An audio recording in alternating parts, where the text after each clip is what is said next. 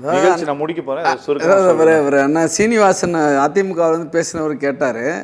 அதாவது பதில் இல்லைன்னு சொன்னால் மறுபடியும் திருப்பி சேத்தவாரி வைக்கிற மாதிரி பேசுகிறார். அவர்கிட்ட பதில் இல்லை. நான் என்ன கேட்குறேன், நீங்கள் அழைச்சோம் அதனால் வரல அப்படின்னா, நீங்கள் அழைச்சதுக்கு நாங்கள் வரணுங்கிறது என்ன இருக்குது? உங்கள்கிட்ட என்ன நேர்மை இருக்குது, என்ன நம்பகத்தன்மை இருக்குது? நான் கேட்குறேன், 2024 தேர்தலில் எடப்பாடி பழனிசாமியோட ஸ்டேட்மெண்ட் என்ன தமிழ்நாட்டு மக்களுக்கு? இந்த தேர்தலில் மட்டுமல்ல, இனி எதிர்காலத்தில் எந்த தேர்தலும் பிஜேபியோட கூட்டணி வைக்க மாட்டோம்னு சொன்னீங்களா இல்லையா நீங்கள் எடப்பாடி பழனிசாமி? இன்றைக்கி என்ன நிலைமை? 24 சொல்லிட்டு 25 என்ன ஸ்டேட்மெண்ட்? உங்கள் நிலைப்பாடு என்ன? நீங்கள் நம்பகமான ஆளா? உங்கள்கிட்ட உறுதிப்பாடு இருக்கா? நீங்கள் என்ன எங்கள்கிட்ட மட்டும் தனியாவா சொன்னீங்க?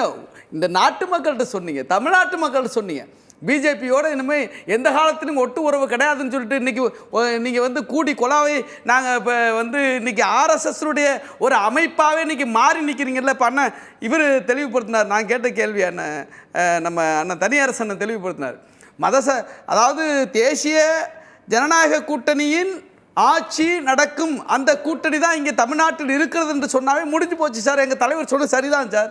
ஓகே, அதான் அதிமுகவை பிஜேபி உள்வாங்கி கொண்டது, ஆர்எஸ்எஸ் வழி நடத்துகிறது என்று எங்கள் தலைவர் சொல்லி அதை முருகன் அக்னாலஜி பண்ணிட்டார். ஆமாம், நாங்கள் அப்படி தான் பண்ணுறோம் அப்படின்னு அக்னாலஜி பண்ணிட்டார், அதை உறுதிப்படுத்துகிறார். இப்போ நான் என்ன கேட்குறேன், 2024 உங்கள் கூட வர்றதுக்கு என்ன அவசியம் இருக்குது? நாங்கள் கொள்கை ரீதியான கூட்டணியில் இருக்கிறோம். பெரியாரிய, அம்பேத்கரிய, மார்க்சிய அமைப்புகள் இங்கே சமூக நீதிக்கான கூட்டணியை, மதசார்பற்ற முற்போக்கு கூட்டணி நாங்கள் அங்கே வைக்கிறோம். நீங்கள் கூட்டத்துக்கு ஓடி வரணுங்கிற அவசியம் இருக்கா? நீங்கள் முதல்ல நம்பக இப்போ நான் ஒரு லாஜிக்காக சொல்கிறேன் சார். இவங்களை நம்பி நாங்கள் இவங்க இனிமேல் பாமகவோடு சேர மாட்டாங்க, பாஜகவோடு சேர மாட்டாங்க அப்படின்ட்டு இவங்கள்ட்ட போயிருக்கோன்னு வச்சுங்க. இந்த கூட்டணி அமைஞ்சிருக்குன்னு வச்சுங்க. நாங்கள் போன பிறகு இப்போ எப்படி பிஜேபி உங்களுக்கு நிர்பந்திச்சோ மிரட்டுனுச்சோ அப்படி மிரட்டி அமித்ஷாவால் அழைத்து வரப்பட்டு பக்கத்தில் உட்கார வச்சு இங்கே பிஜேபியும் ஏடிஎம்கே கூட்டணி அனௌன்ஸ் பண்ணியிருந்தா நாங்கள் எங்கள் நிலைமை என்ன? உங்களை நம்பி வர முடியுமா? நீங்கள் நம்பகமான ஆளா? நீங்கள் உங்களுக்கு நம்பகமாக இல்லை, உங்கள் தலைவர் ஜெயலலிதாவுக்கு நம்பகமாக இல்லை. ஜெயலலிதாவுக்கு துரோகம் பண்ணுறீங்கன்னு தானே சார் அர்த்தம்? மோடியா லேடியா என்று சவால் விட்டவர் தானே ஜெயலலிதா. இனி பிஜேபியோடு எந்த காலத்திலும் ஒட்டும் உறவும் இல்லை என்று சொன்னவர் தானே ஜெயலலிதா. அந்த ஜெயலலிதாவிற்கு அம்மாவின் ஆட்சி என்று சொல்லக்கூடிய அம்மாவினுடைய வழியில் நாங்கள் கட்சி நடத்துகிறோம் என்று சொல்வதற்கு உங்களுக்கு ஏதாவது அருகதை இருக்கிறதா? அந்த தகுதி உங்கள்கிட்ட இருக்கா நான் கேட்குறேன். இப்போ நான் என்ன கேட்குறேன், திமுக பண்ணுற எல்லாத்துக்கும் ஒத்து போகிறோம்னா சார், நான் சொல்கிறேன் சார், 2024 நாங்கள் கூட்டணி அமைத்துத்தான் திமுக ஆட்சியில் அரியணை ஏறியது. இன்று வரை நாங்கள் கூட்டணி இருக்கிறோம். ஆனால் திமுக அரசுக்கு எதிராக அதிகமான போராட்டங்களை நடத்திய ஒரே கட்சி தமிழ்நாட்டில் விடுதலை சிறுத்தைகள் கட்சி அதிமுக இல்லை. கவின் படுகொலையில் அதிமுக நிலைப்பாடு என்ன?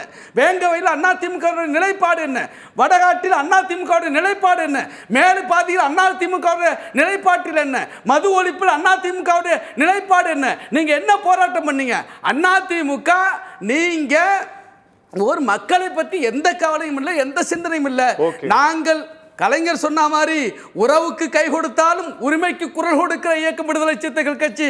எங்கள் தலைவர் டாக்டர் எழுச்சி தமிழர் எங்களை ஒருபோதும் அதில் போய் சேர்ந்துட்டோம், இதில் போய் நீங்கள் தான் மூழ்கிட்டு முடிஞ்சு போச்சு உங்கள் கதை.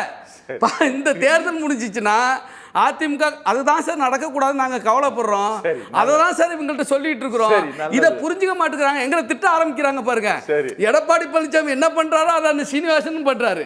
நாங்கள் உங்க நல்லதுக்கு தான் சொல்றோம், தமிழ்நாட்டு நல்லதுக்கு தான் சொல்றோம். கொஞ்சம் கேட்டா கேட்டுங்க, இல்ல போனா போங்க, அவ்வளவுதான்.